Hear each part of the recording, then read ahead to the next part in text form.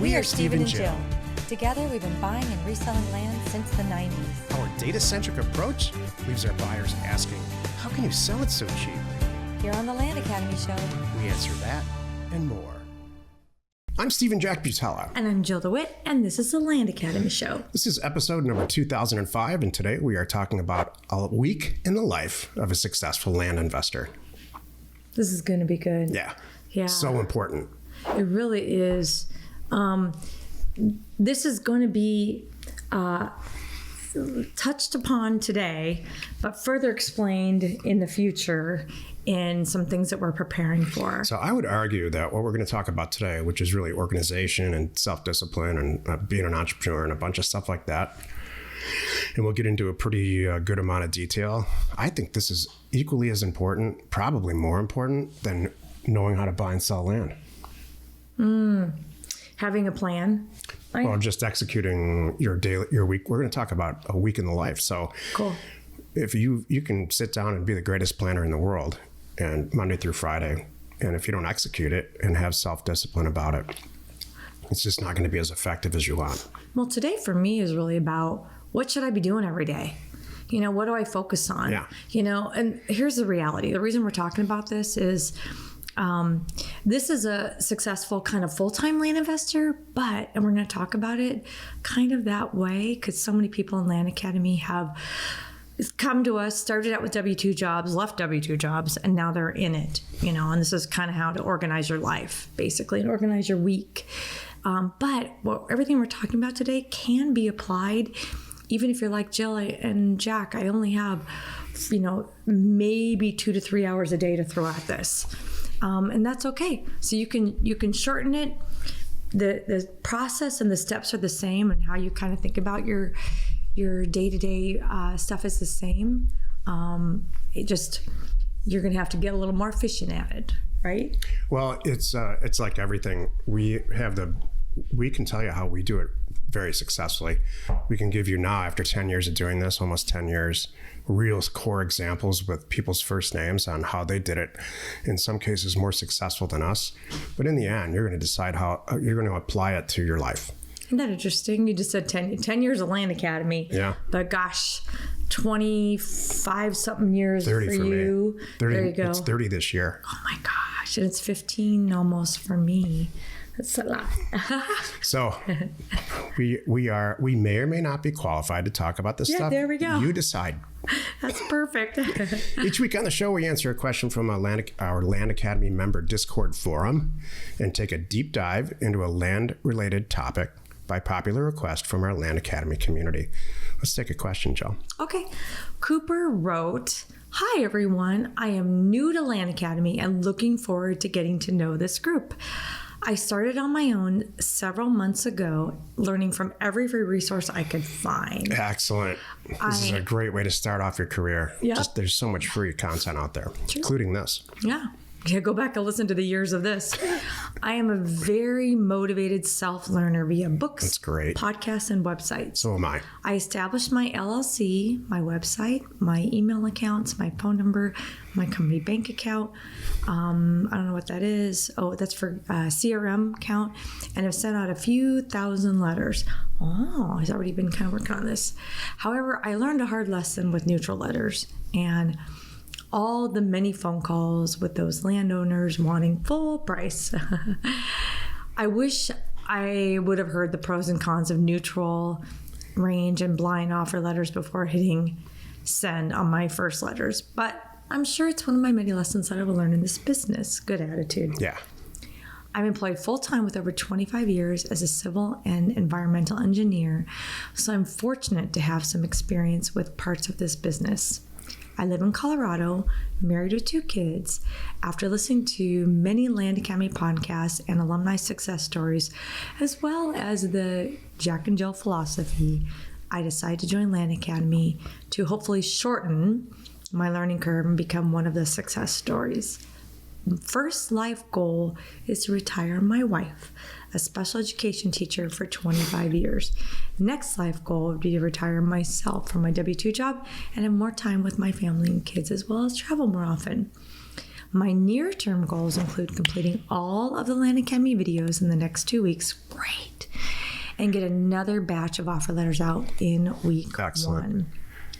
Next up, to include establishing a set of schedule for mailers, focus on responsiveness, closing deals to match our monthly goals, and joining Career Path in fall of 2024. This is great. I'm half Jack, half Jill, an engineering background, but I moved into more client service and development. This is awesome. Well put. So this is kind of like a good member background and goals. Cooper, you're our new avatar Land Academy customer. If you're listening or watching this, and this person sounds like you will do extremely well here. And maybe I'll have our team contact you. I would love to interview you, and I would love to know what your thought process is or has been with choosing us and choosing this business model. Yeah. Because you're just a perfect fit for it. You've got a technical background. You've got a little bit of Jill in you, which for the record, I do too. I did so really well during my W-2 years because I could sell. Mm-hmm. And make people laugh. Yeah. And get clients. So congratulations. You're welcome. If you need anything, please reach out to us. Yeah. I'm sure you'll do well. Today's topic, a week in the life of a successful land investor. I have to tell you, I am a little bit excited about talking about this. This is something, I have a bunch of anecdotes and some stories, personal stories about points in my life and points in Jill's life where we applied this and had great success with it and didn't apply it and laughed about it and made some changes to make sure that it could work out for us. But first, I'm going to tell a slight throw Jill under the bus story. When we first joined forces professionally, and we started making enough money, or we were both comfortable enough so that she could quit her job. She did. She quit her job, and we started working together. And about the second week, I realized that I thought correctly or incorrectly that we were not moving in a path that was the best for us financially and professionally. And like always, we sat down and talked about it. And I said, this is what's going on. She listened. And I said, every day we're not doing the same thing. We're not working on this. We're not working on this. We're not working on this. And she says some version of this to me. Yeah, but that's what I did when I had a job. That's not what I want to do now. I want to do whatever I want to do because I own part of the business. And so I had a real good chuckle, and we both had a chuckle about this on the air several times since then. Geez, this was 2009 probably, maybe before that. So as ironic as this sounds, if you're going to be a very successful business owner, you are going to work harder. You're going to work on the right stuff, and you're going to be a slave to your calendar way more than you ever were in your W-2 job. And I mean this in a positive way, because for me, that creates a sense of freedom. As you're going to find out here, our Fridays, you know what's in the calendar on the Friday? It's called a goof off. And this is all Jill's idea, and she's totally right. And so that's just where we are in our career. I'm not saying you should do that yet, but schedule your fun. And then when you do, when it goes from 9 to 9:30 or whatever the time change is, turn all your stuff off and go have some fun and forget it, because you know what's going to have to happen next and when you're going to have to do it. Might be Monday morning, might be Saturday night. I don't know, whatever works in your schedule. But when that clock ticks over for the next period of stuff that you have scheduled for yourself, then you take it seriously, but not until then. The goal here is daily or weekly repetition in structure and execution. This is super, super important. This is my definition of self-discipline. If think about this show. We have a structure to it. There's an introduction, we laugh a little bit, we tell some stories, we answer a question, and then we talk about, right now we're talking about the meat of this whole thing, and then we'll wrap it up with something hopefully funny about Jill and I. It usually ends up being Jill and I working together, and that's the structure of it, and that's what you consciously or subconsciously expect. If you're old enough to know what a sitcom is, geez, that is the recipe for sitcoms all the way back to the Honeymooners. It's, 5 or 8 things that happen to a set of characters in a set that you are very familiar with, and the only variable is the content or the jokes or whatever. Funny. We were watching a movie a couple of weeks ago. Remember that one with the Shake Shack or something?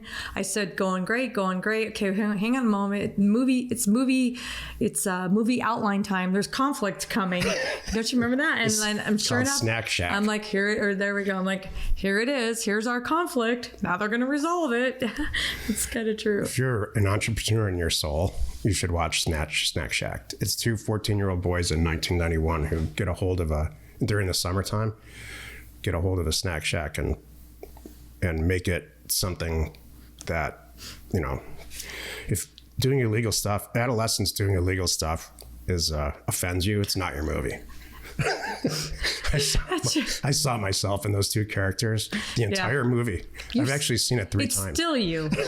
Some things never change. That's still who you are in your soul. Like, I can get away with this. You need structure. Yeah. You just need it. Unless you're a very, very special person. And there's books, there are self-help business related books there are probably thousands about what your week should look like. This is our entry into that universe. What you never want to do is wake up and do what you feel is appropriate for that day. Or worse, I've done all these things. Use your inbox as your to-do list. So your phone inbox, your phone messages, and your email list. And the vast majority of the professional people that I know to this day, that's what they do. Mm-hmm. I know almost all of our employees do this. Mm-hmm. Oh, they asked me to do something. I better do it. Mm-hmm. They haven't asked me to do anything today, so I'm not going to do anything. Mm-hmm. You will fail. Yeah. And if you have a job, think about your job. Depending on where you are up or down the food chain, if the lower you are on the food chain, the more you are being told what to do. So think about this. You're in high school. You wake up, pretty much do the same thing, go to school. You have, depending on what year it is, 4, 5, 6, or 7 classes that day. How many classes did you have? 6. We had 6 too. Yeah, usually 4 and then lunch and then 2. Same thing. And so you had and after school, you could choose an extracurricular activity, or you could choose to go home and watch cartoons or whatever. And then you're going to do some homework, maybe. Maybe you're going to do homework, maybe you're not. Depending on how old you are, would dictate that. I will tell you I did very, very little homework ever. You probably did a lot. No. What are we talking? Are we talking high school or college? Well, I'll get to college in a minute. Okay. Either way, I didn't, let me give some truth time here. In high school, I didn't have to do a lot and I didn't need to do a lot. It totally clicked with me. I breezed through high school. College, I kept that same philosophy and I failed miserably. Oh, yeah, same thing. Yeah. I'll get to that in a second. Yeah. Jill's a better student, way better student than I ever was. By the way, do. Yeah, now I'm a study nut. If I'm taking a test, I'm taking it once. And I did it with my real estate, which I never did that thing, but I passed the test. Flying a plane, bring it up. So in high school, you're told what to do and where to stand and where to sit and what to say and what not to say. And then they give you a little bit of free time at the end, which you can choose what to do. I have no basis to say this, but I believe that it was this country's way of prepping all of us either for the military or to go to join the workforce. And that people that really thought about whether or not they wanted to do one of those 2 things went to college. That's how it used to be. And so it's all structured. And if you have a job right now, it's very similar.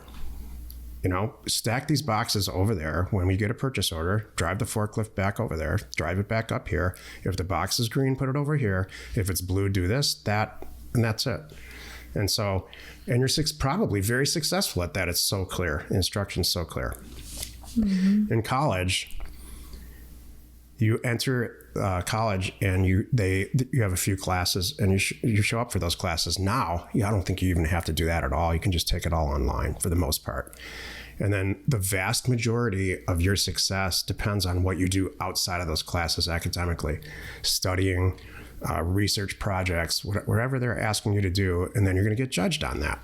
And so that's a step toward owning your own stuff and being really totally responsible for your time and the actual outcomes, which is way closer to what happens here at Land Academy and owning any business. Why are you laughing? Because you said judge, and I'm like, that's called graded. Yeah, grades are judging. Okay. I don't see it like that. How do you see it? I don't. Grading, where you're like judging. Well, because, geez, if you do a research project or write a paper in college and the teacher or the professor doesn't like you, you're going to get a C. If they like you, you're going to get an A. You are being judged, not just for the quality of your work, but your good or bad personality. Tell me I'm wrong about any of this. I don't know. I don't see the humor in that at all. I'm just like, I don't know. I mean, you're probably right. I just don't look at it like that. Yeah, because they always loved you.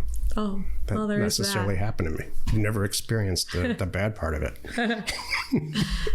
Yeah, they gave me an F with a smile. When I was in my core accounting classes, I would show up for the last class. I had the best grade in the class. This is true. Most of the time, not all the time. And they were all upset about it. But in accounting, you don't write papers in accounting. You just take tests, and they can't. There's nothing they can say. Right. That doesn't work in English at all. All right, so we're going to talk about your week, what your week looks like. Really, we're going to talk about what our week looks like. You are going to take that structure or those concepts and build it around your life. You might have 18 kids, or you might be retired. And so those are going to look like very different work weeks, but this basic stuff has to get done. Mm-hmm. There are 5 basic stages to buying and selling land. I don't care how you slice it. That's good. Number 1, you have to research places to send offers and then choose them. Choose the ones that you think are going to yield the best result for you. Mm-hmm. Customized, financial, you. Number 2, you're going to send correctly priced emails or correctly priced, offers to those places that you've chosen. In the mail. In the mail, exactly. I don't mean email at all. Right. Number 3, some of those sellers are going to respond. You need to manage the responses from those sellers and ultimately choose the best ones that work for you. Mm-hmm. All kinds of people are going to call you back or send you notes back somehow. Some of them are going to own property that they want to sell to you for the price that you want. This is number 3, is to figure that all out. Mm-hmm. Some people call that due diligence, but it's a little bit more complicated than that. Number 4, you're going to buy that undervalued land. Number 5, you're going to resell it for more. 5 things. Research places to send mail and then choose them. Number 2 is send mailers to those places that you've chosen. Number 3 is to manage the responses and do all the sales and stuff. That's the magic here. That's the magic that Jill brings. Number 4, buy it. Number 5, sell it. It sounds so easy when you put it like that. I thank you for bringing that up, because every person I've ever known, including me, gets hung up on one of these things. Mm-hmm. And so, this is a good point. You want to know what I think? Can I pick one where I think people get hung up on? Yeah. Number 3. That's what I think. I think number 3 puts people out of business. Yeah, I can pick a place, I can send the mail, but oh boy, now when I'm actually putting money down and I'm putting, I'm really acting on it, then they freak out. I think it's by far number 3. I think there's certain personality types that can't get there. They get stuck sending mail also. That's my number 2 choice. But by far, number 3 is what I call, when Jill and I have a cocktail in our hand and people ask us what we do, I say, we buy land and we sell it for more. And everybody stops what they're doing, because that causes a jaw-dropping response. Well, how do you know what to buy? These are people who own office buildings. These aren't people that we're commingling with that are unfamiliar with making money in real estate. Right. Well, how do you do the research to find out what you're going to buy? Well, we just send everybody an offer and we see which ones want to sell. Mm-hmm. How do you do? Isn't that illegal? It takes us down this sometimes not so fun path. You can't do this in the wrong crowd, because it just ends poorly. True. The magic. So then I try to explain it like this to end all the questions. We create the real estate deal. Oh, you don't have a broker? No. Oh, you don't go out on the MLS and do all the analysis and see which one is priced right? No, never. We create the deal. Yeah. That usually stops a lot of it. Yeah. So how do you implement all this? Because Jill just said it. Make it sound so easy. Well, it can be easy. The big picture is easy, but you got to drill. Then you have to back into it, like we're going to talk about here. Yeah. And really, what's involved in this, and really talk about, all right, what does it look like in a week? Yep. And that's what today's show is about. So this 1 through 5 business. It took 20 minutes, but this is what today's show is about. This 1 through 5 business, I'm going to refer to it when we talk about your week. Yeah. Here's your Monday. We'll get to Saturday and Sunday at the end. You have an answering service.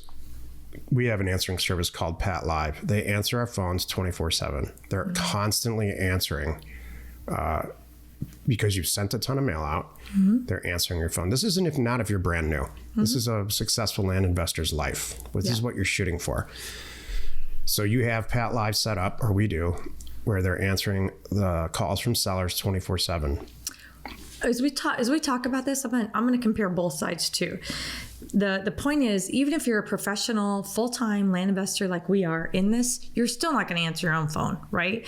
And then if you're brand new, you may not have time to answer your own phone. So I want to just point out, this applies for both situations, if you will.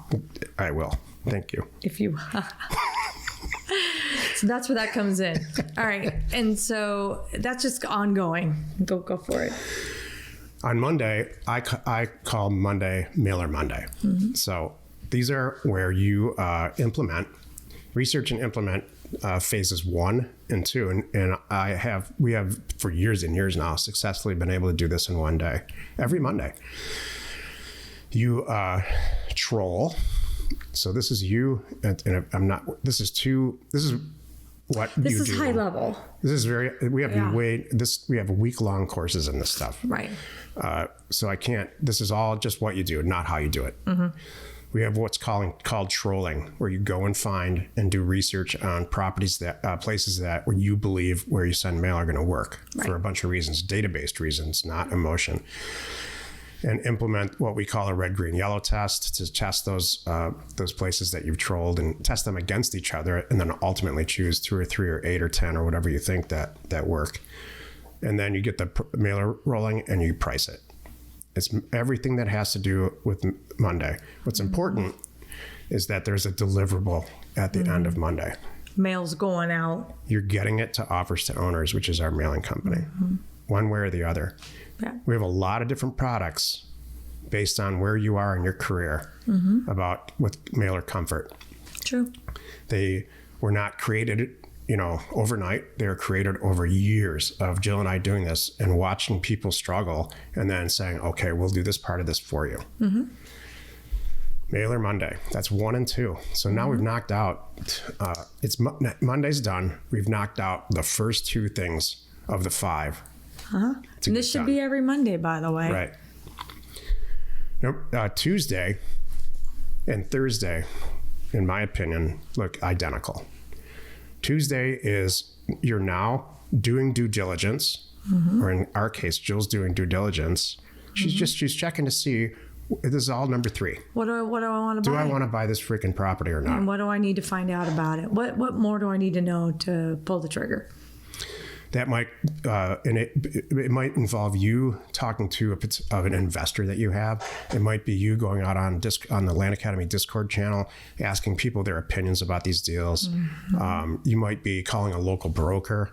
You might be doing all kinds of stuff that makes sense to you, or mimicking what we do in all of our educational products to see if you want to buy it.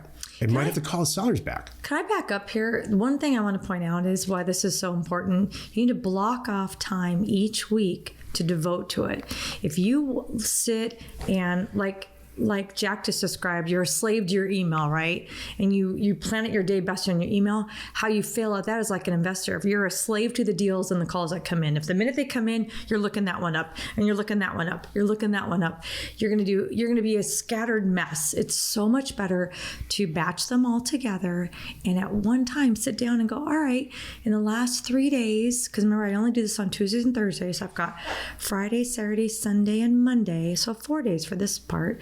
Tuesday, I sit down and look at all the people that reach back out, all the ones that want to sell, and I'm lining up all those, 10, 15 offers and looking at them at one time. You're going to be so much more efficient and you're going to make the best decisions. Exactly. Wednesday is number 4 and 5. It's buying and selling day.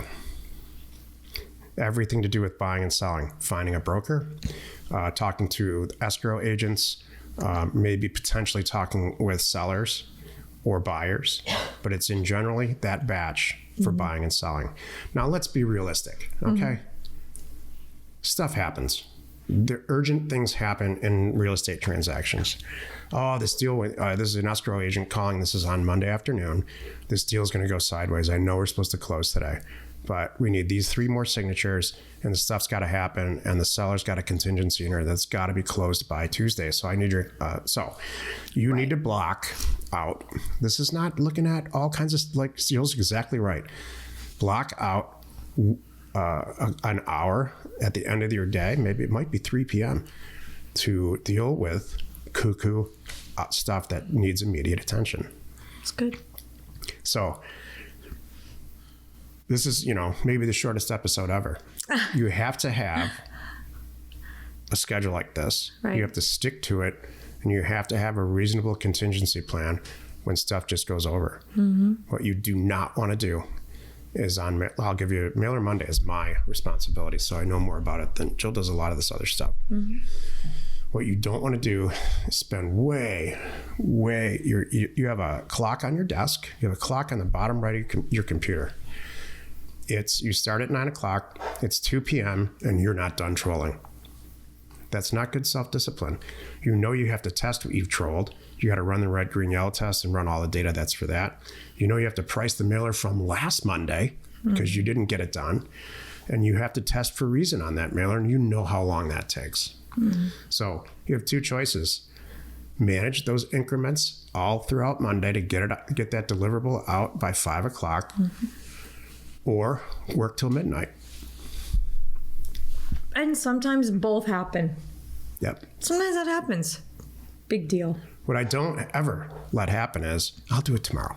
Yeah. So at Tuesday at 9 o'clock when I'm supposed to be doing due diligence and calling people back, I'm pricing my mailer. Yeah. And then Wednesday, I didn't get to all that stuff. I was supposed to call that broker back. I didn't do all that. The escrow agent's calling me. Well, Jack said on Tuesday, it's and I didn't price the mailer. Oh my God, I got to do all this stuff. You can't let these things bleed into each other. Yeah. If I don't get the stuff done on Monday for Mailer Monday, I'll tell you what I do. It gets done on the next Monday. But I start earlier and work later. It does get out. Or, and this is like truth time.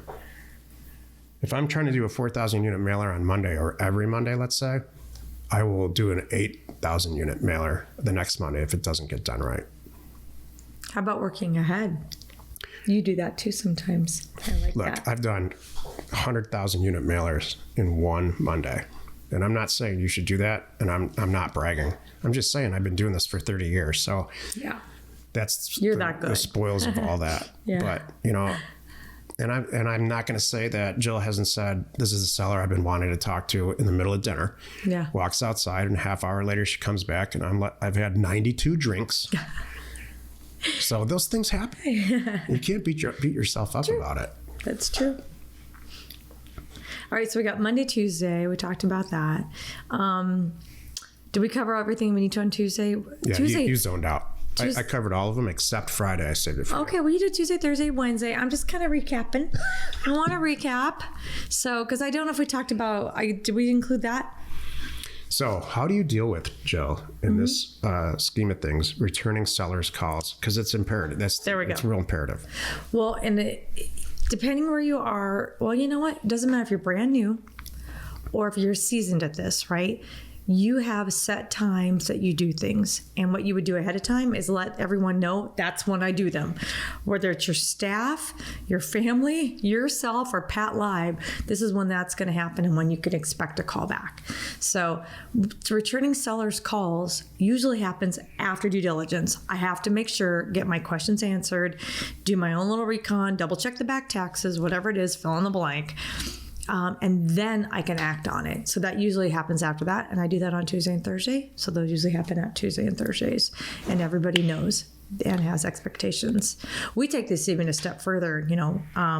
Right now I'm doing less deals because they're bigger deals. But for a while, when I was doing so many deals a week, it was a lot.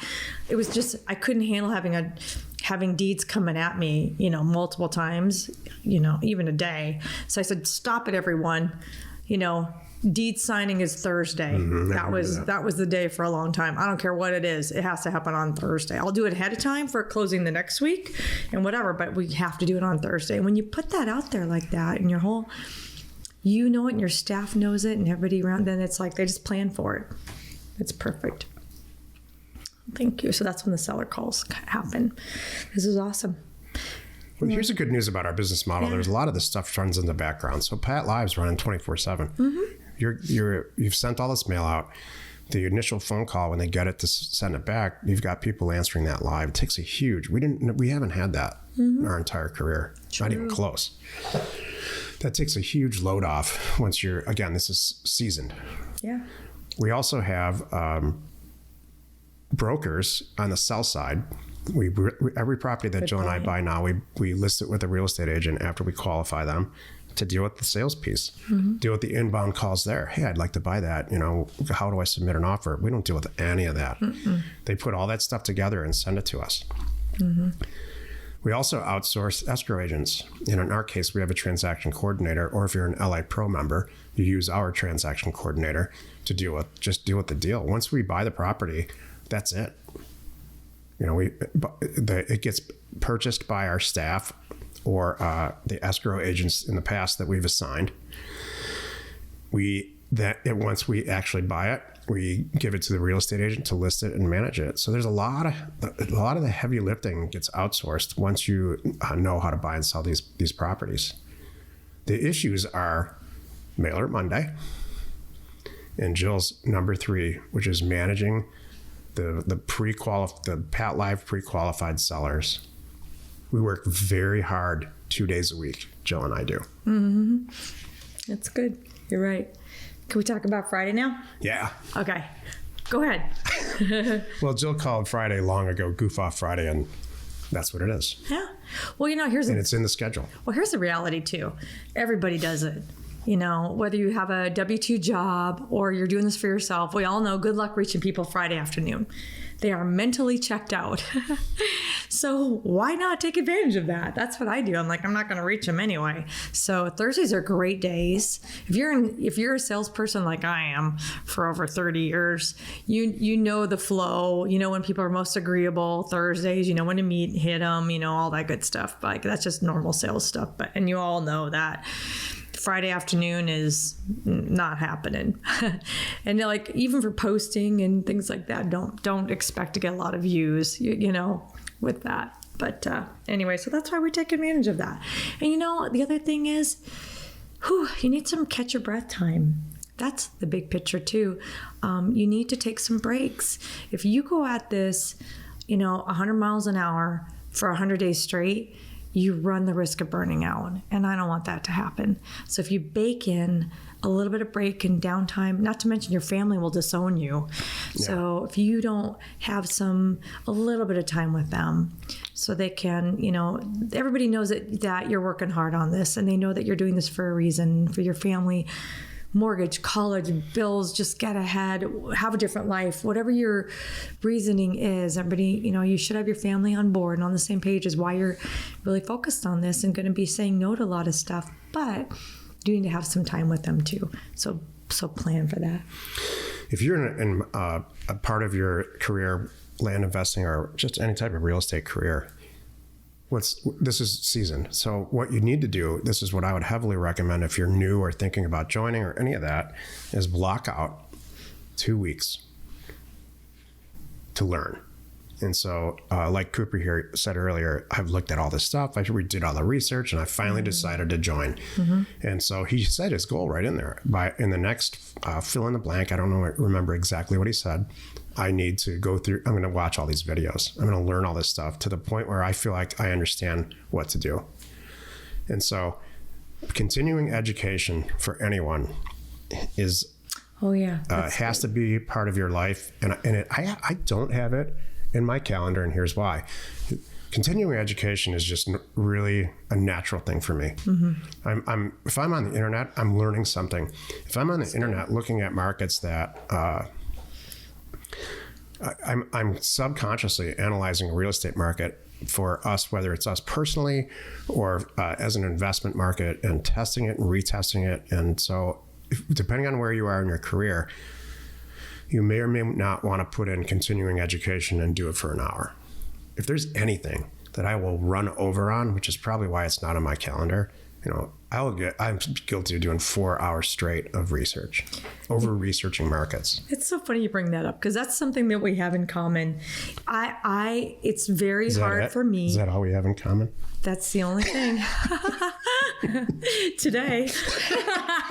No.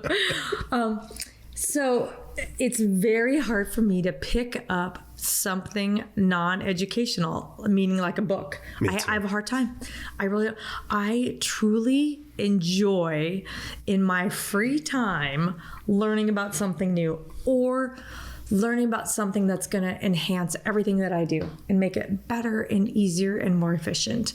Like right now, I'm reading this whole thing about investing in just understanding money outside of what we do, kind of thing, and looking at stuff a different way. That's great. I know, and I love it. It's what do they say? And it's kind of tailored for women. So, this is all I obsess on. I know. Well, it's just beginning to scratch the surface right now. So far in the book that I'm reading, it's talking about all the reasons why, and I'm like, well, it's funny because I picked up this book laughing, going, this is a joke. It's a book aimed at teaching money for women, high level, and it's written by a man. I'm like, what does he know? right out of the gate, I'm like, yeah, whatever. I'm like, this is a joke. So I got this book, and now I'm like, oh man, the guy's right. But he's giving all that right now. He's still explaining all the reasons why, that we need to do this. And I'm just starting to get into some of the how and the understanding and everything. So I will have more to share in a couple weeks. Steal that off your shelf when you're not working. It's really good. So, but I'm trying to think where I was, but you and I, what did I say? You and I agree on the continuing education part. That's the whole thing too. If you think that you're going to come in and watch Land Academy and one time in 2019 and you're like, I got this. Yeah. I'm never going to change anything. I'm never going to change how I look at stuff. I'm never going to change my product type. I'm never going to change any of my mindset. I'm not going to show up for a single call. I'm not going to be involved in anything. You will fail. Or I'm never going to change my calendar based on maybe the type of real estate that you buy is changing. Yeah. So everybody's available on Thursday in Wisconsin. Yeah. I don't know. Stuff changes. Oh, I'm never going to change my market. I'm like, I sat down in 2019. I picked some areas and it worked in 2019. I'm not going to change it. That's not going to happen. There's a lot of moving parts to this. And it really keeps a lot of people out of this business. Yeah. Many, many, many people right now enter this business because of the prevalence of Land Academy type education, which I'm out there on the internet, which I believe is substandard. And many, many, many people leave.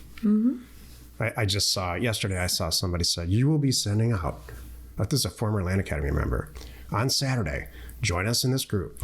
You will be sending out mail in 4 hours. Oh, yeah, I saw that. Did you see that? Oh, yeah, he's a Land Academy member. You're right, former Land Academy member. That is really funny. Let me tell you. And it costs $7. And then I'm like, saw, what? $7? He's charging $7 for this. So I'm like, well, what's the point of the $7? Let me tell you something. Okay. You will not be sending a good mailer out in 4 hours on Saturday. Here's another one I just saw. This is not Rip on Other People Day, but it's just funny. There's another one I saw was about entitlements.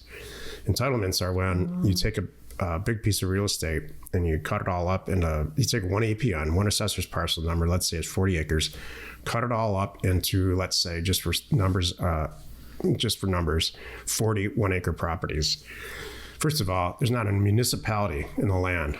There is not a single municipality in this entire country that's not going to allow you to do that. It's going to take 2 years, even if they do, and they will not allow you to do it unless you put in infrastructure and have a plan. In Arizona, it's called a public report compliance, and it's very unrealistic to do that. And so this guy has been advertising for a while, and I go immediately to the comments, and everybody I don't comment on this stuff at all, but everybody like me is in there. It's just saying, whatever you are smoking, please send some my way, because this is not possible. Not this easy. And then there's 90 people in there that says, I want to know more. I want to do it. It's because it's not hard to do the math. That's true. That's very, very good. All right. We got through our goof off day. Back to we covered our continuing education. You know what? Saturday and Sunday, it's kind of like I'm always doing continuing education, and there's half goof off and half catch up. Yep. Sometimes I can't reach people. What if I had some sellers? Like I've had sellers that they are busy during the week and they said, call me Saturday morning, we'll get this all done. And I'm doing that. I'll block it off, and I schedule it, by the way. It's not like, I'll just reach out to you. It's like, all right, what time Saturday and what phone number? And it's on everybody's calendar. That's how you get deals done, by the way. So let's go back full circle now, because everybody can identify with high school and college. Okay. You come back full circle and you look at this schedule that we put together, that's just the framework of it anyway, and it's very similar to high school. I got to get up. I got to be in homeroom by X amount of time. I got 45 minutes to an hour there, and on and on and on. Right. But they're telling you what to do. And there's a 5-minute bell and a real bell. And there's severe consequences, or that used to be when I went to school, for not complying with that. The military's set up that way. And lower end W2 jobs are set up like that with clock. I don't know. How do people, we used to have a punch clock. I don't think it's that way anymore. That used to be that way. I think it might be electronic when you walk through the door. Maybe you... your card key. Card key or... Yeah, probably card key. So that's it. But to implement... think about this. Now, okay, you don't have to comply with high school anymore, but I expect you to pass the exams at the end. But you don't have to come to class. You don't have to do anything. Make your own schedule. Here's a textbook. Just pick them up on Tuesday. And then we'll see you in a month. At the finals. We'll see you in 3 months. Yeah. Who the hell would pass high school? No one. 5 people in my entire high school, not including me, would have passed. That's how you need to look at this. Right. If you can do this, or if you've done it in the past, you are going to do great. The vast majority of the people in the country can't do this. Right. That's why the dropout rate, the attrition rate in college is ridiculously high. It's huge. It's like 70 or 80% of the people that start college don't finish because they can't manage a schedule. It's not because they're not smart enough. It's because they can't say, this is what I'm going to do on Monday at 8 o'clock in the morning. And I'm going to stop partying in college at 2 p.m. And I'm going to be there at 7 p.m. with my desk lamp on studying. Right. I'm not saying I did this. I'm just saying that's what it takes. I agree. This was good. Glad we covered all this. All right. Do you have anything inspirational, Joe, this week? What's been going on in your week with ladies? Man Academy ladies. We had a great week. It was really cool.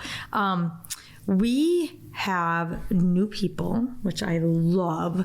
I got to tell you, I'm seeing more and more female investors come into our group, dragging their men behind them. I got to tell you, it's really honest. It's true. And it's great. And the guys are like, bring it kind of thing. This is awesome.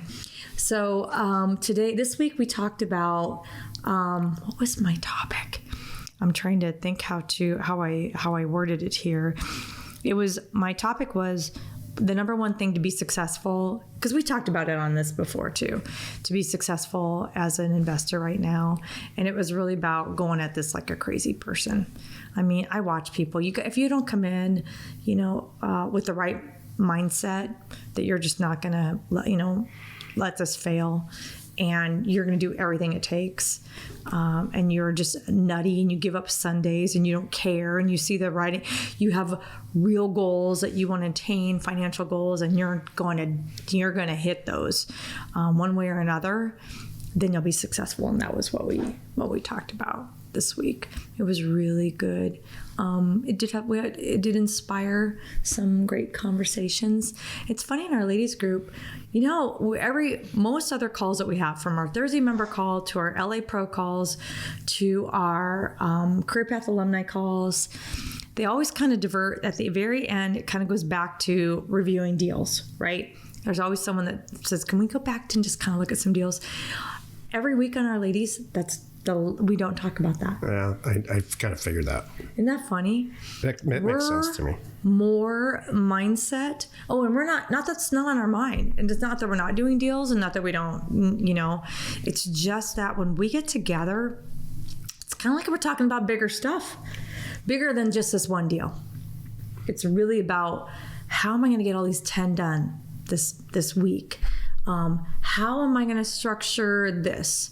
How am I going to relook at my goals because I want to make $1 million this year, kind of thing. And it's not happening fast enough, kind of thing. Or it is happening just fine as planned, and I've got extra money now. I need to, how do I allocate that? How do I start deal funding for other people? I have all of that too. So we kind of go into all kinds of different things. It tells me that's the right group, because you're past the mechanics of it all. Yeah. And you've gotten past that. You've gotten past the learning curve. Yeah. There are people that want to hang out with like-kind people that have questions about, because in a group like that, some people are crazy at the top of it, like you. Some people have done a few deals and they've proven it to themselves, and now they're intentionally putting themselves. Women, I suspect, are better at this than men. In a group of people where they're all going to rise up. Do you know, I just thought about, you just brought up a perfect example. I think a lot of it is because the women in Land Academy are a lot like me, which is this. You were asking me something the other day about a car that we were in. We were in a certain vehicle, and you asked me, does it have this? And I said no. And you asked me how I know, because I read the whole manual. Yeah. So when I buy a car, I am not kidding. Yeah. I actually, if it's my car, not just every car, but if it's my special, sought out, this is my vehicle, I get to know everything about it. I read the whole flipping manual on the vehicle. I do with motorcycles, but not cars. I don't know why. But what's funny is I was thinking about tire pressure. Everything. I think that relates to Land Academy. I think that, which I would too. If I was not me joining Land Academy, I would have read everything 4 times to make sure I got it. And if I didn't, then the parts I didn't understand, I would have asked on the Thursday call or in Discord and got to the bottom of it, kind of thing. I'm not sure that men do that. And I have to say, today, I may or may not have been snooping around in just some of the customer service stuff coming into our staff. And I'm so I wrote a little note to my staff. I'm well, shucks, the guy just needs to go back to chapter 3. Hello. He was asking some questions, and he put, can someone call me about this? I'm no. Well, you have it in your hand. You just skipped over it, or you didn't even open it. That's probably more likely. But anyway, it's just kind of funny. Is that a man? Is that a normal guy thing? No, it's not that's not gender in any way. That's a personality type. I do not learn anything sitting and talking to somebody on the phone. Okay. I will tune out. I don't learn anything from a guy standing in front of a class with the chalkboard. You need to watch it and figure it out yourself. I need to watch it, stop it. I need to study. I am a self-study. Don't talk to me for 4 hours. And then when I come out of this thing, let's go at it. Let's get it. And that's what those discussions that you're having, which bleeds into my information, my inspirational scenario is that, all right, here's a story, and you tell me, because this is a personality type. Okay. Jill and I have some distant friends, some sort of good friends that we've known for a few years. We have a lot in common with them. We just don't see them very often, but every once in a while we run into them. They live in the same place in California that we did. They still have a house there, and it turns out they live 2 blocks from us here, and they own a printing company, and so do we. And so I ran into them recently. The woman's driving the whole thing. the entire thing. It's true. And I started asking her questions finally. We've never talked about work ever with them, but we both had a beer in hand. So I'm like, why not?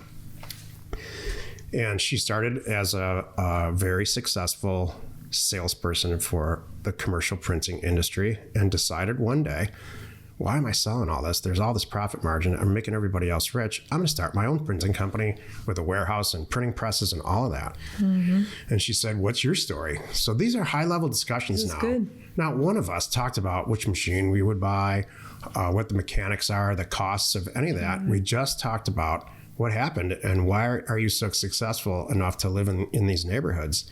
And so she said, what happened to you? And I said, we got a lot of customers.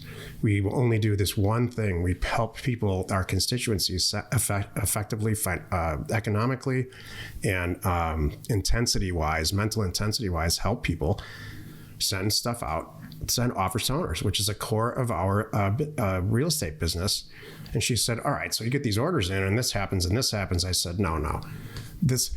For this section, this is how we process it. I know you guys process it differently. And she's looking at me. And then we started talking about how you're increasing revenue. We never sat and talked about, and this is true with very many successful people, the actual process. So, and this is like live event stuff. It's true. The actual process of stuff is in our programs. The mechanics of all of this, all the answers to all the mechanical stuff are either in Career Path or in our educational programs. The real motivation doesn't happen in there. It happens like on this podcast and in environments like that. Yep. That's good. Thank you. Join us next Wednesday for another interesting episode. You are not alone in your real estate ambition. We are Jack and Jill. Information and inspiration to buy undervalued property. We hope you found our content valuable and we appreciate your support. If you have not already, please check out our channel and hit the subscribe button. And your comments and suggestions help us to create the content you're here for. Hitting the like button helps to support our channel's algorithm and gauge your interest for future shows.